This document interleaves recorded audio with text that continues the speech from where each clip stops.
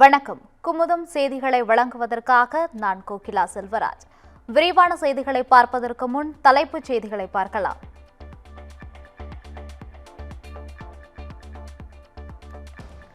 முதலமைச்சர் மு.க. ஸ்டாலின் தலைமையில் நடைபெற்ற அமைச்சரவை கூட்டத்தில் 15 முதலீடுகளுக்கு ஒப்புதல். 34,237 கோடி ரூபாய் மதிப்பிலான முதலீட்டு திட்டங்களுக்கு ஒப்புதல் அளிக்கப்பட்டுள்ளதாக அமைச்சர் டி.ஆர்.பி. ராஜா தகவல்.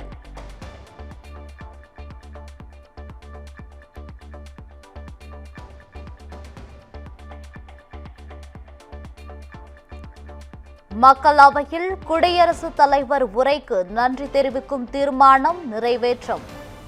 பிரதமர் மோடியின் பதிலுரை இல்லாமலேயே தீர்மானம் நிறைவேற்றப்பட்டது.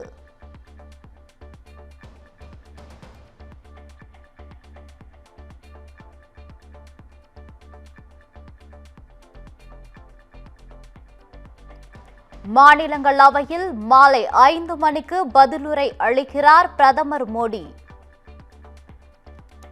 அமளியால் மக்களவையில் பிரதமர் உரையாற்ற முடியவில்லை.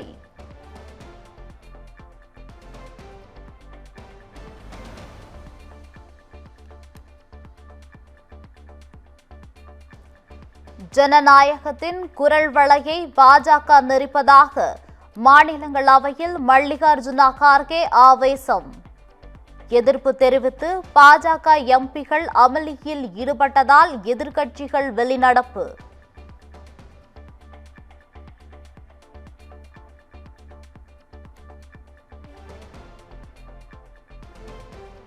டிஜிபி பதவிக்கு உரிய நேரத்தில் பெயர்களை பரிந்துரைக்காத மாநிலங்கள் மீது நடவடிக்கை எடுக்கப்படும். நீதிமன்றத்தை மத்திய அரசு பணியாளர் தேர்வாணையம் நாடலாம் எனவும் உச்சநீதிமன்றம் அதிரடி உத்தரவு.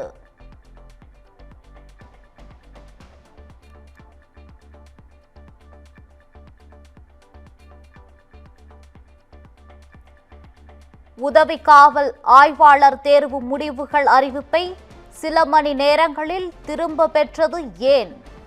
தமிழ்நாடு அரசு சீருடை பணியாளர் தேர்வாணைய தலைவர் பதிலளிக்க உயர்நீதிமன்ற மதுரை அமர்வு உத்தரவு.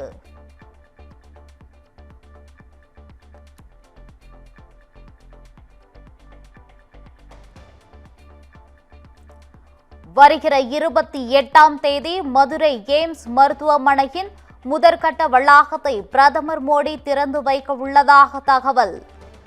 மதுரையில் நடக்கும் தேசிய ஜனநாயக கூட்டணியின் பொதுக்கூட்டத்தில் பிரதமர் பங்கேற்க உள்ள நிலையில் திட்டம்.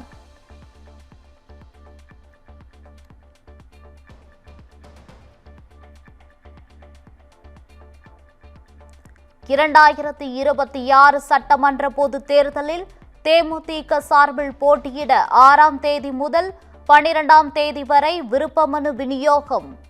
சென்னை கோயம்பேடு அலுவலகத்தில் பெற்றுக்கொள்ளலாம் என பிரேமலதா விஜயகாந்த் அறிவிப்பு.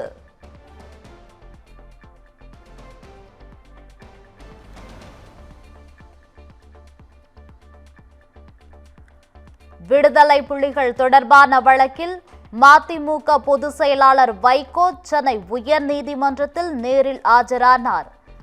மத்திய அரசு வைத்த கோரிக்கையை ஏற்று வழக்கு விசாரணை பிப்ரவரி 16ஆம் தேதிக்கு ஒத்திவைப்பு.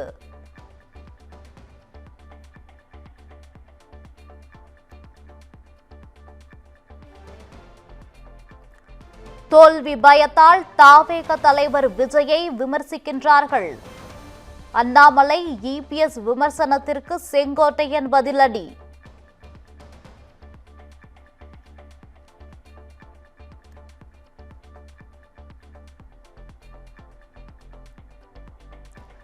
தமிழ்நாட்டில் ஆர்டர்லி முறையை ஒழிக்க மாவட்ட அளவில் குழு அமைப்பது தொடர்பாக அரசாணை வெளியீடு.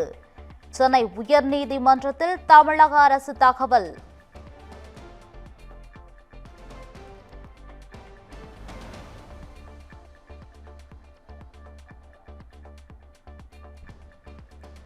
என் மகன் நகையை திருடியதாக பொய் புகார் அளித்த நிகிதாவை கைது செய்ய வேண்டும். போலீசாரால் அடித்து கொலை செய்யப்பட்ட அஜித்குமாரின் தாயார் மாலதி ஆவேசம்.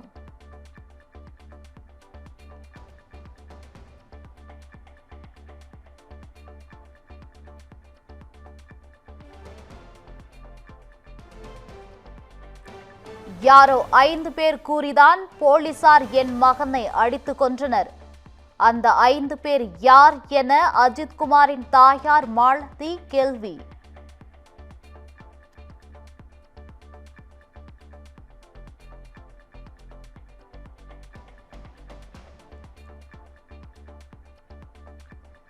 சென்னையில் மக்களின் ஆதரவு யாருக்கு என சர்வே எடுக்க சென்ற தாவேகவினர் கைது. போர் நினைவு சின்னம் அருகே மக்களிடையே சர்வே எடுத்தவர்களை போலீசார் கைது செய்தனர்.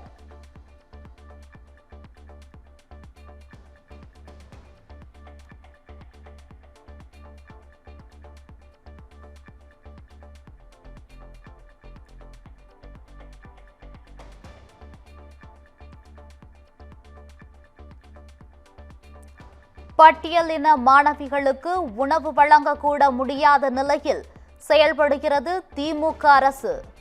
திமுக ஆட்சியில் சமூக நீதி நாற்றம் அடித்துக் கொண்டிருப்பதாக அன்புமணி விமர்சனம்.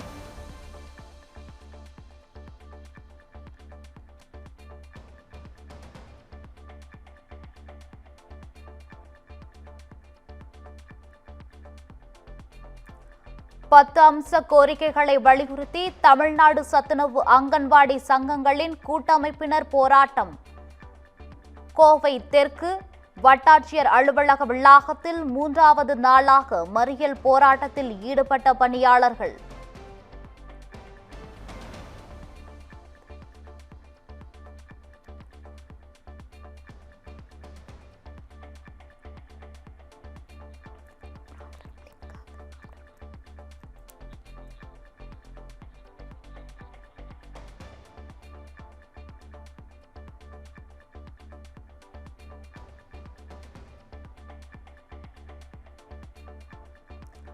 மதுரை மீனாட்சி அம்மன் கோயிலில் தரிசன டிக்கெட் முறைகேடு தொடர்பாக 2 ஊழியர்கள் பணியிடை நீக்கம். கோயில் அலுவலர்களை கண்காணிக்க கோயில் முழுவதும் மொத்தம் 174 கண்காணிப்பு கேமராக்கள் பொருத்தம்.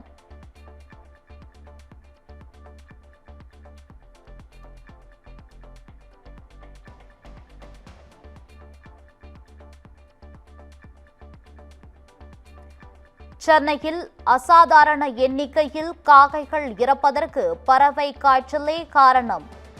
தமிழக அரசுக்கு மத்திய அரசு அவசர கடிதம்.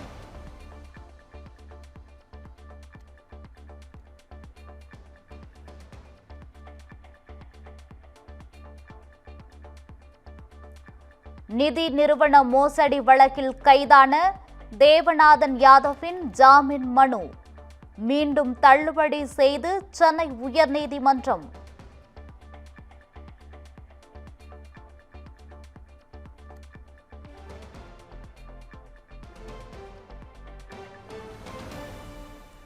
சபரிமலை தங்க திருட்டு வழக்கு முக்கிய குற்றவாளியாக கருதப்படும் உன்னிகிருஷ்ணன் போத்திக்கு ஜாமீன்.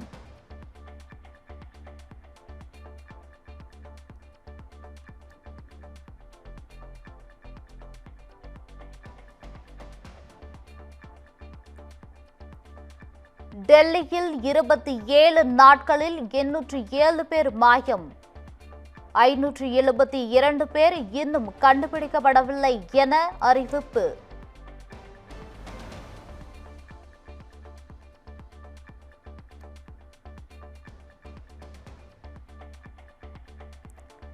சென்னையில் ஆபரண தங்கத்தின் விலை சவரனுக்கு ரூபாய் 4640 குறைந்தது.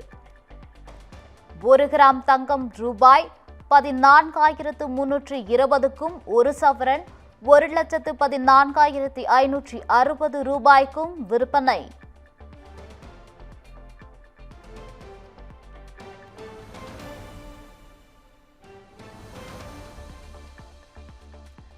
சென்னையில் தங்கத்தை தொடர்ந்து வெள்ளி விலை கிலோவுக்கு ரூபாய் 20,000 குறைந்தது. வெள்ளி விலை 1 கிராம் ரூபாய் 300க்கும் 1 கிலோ 3 லட்சத்திற்கும் விற்பனை.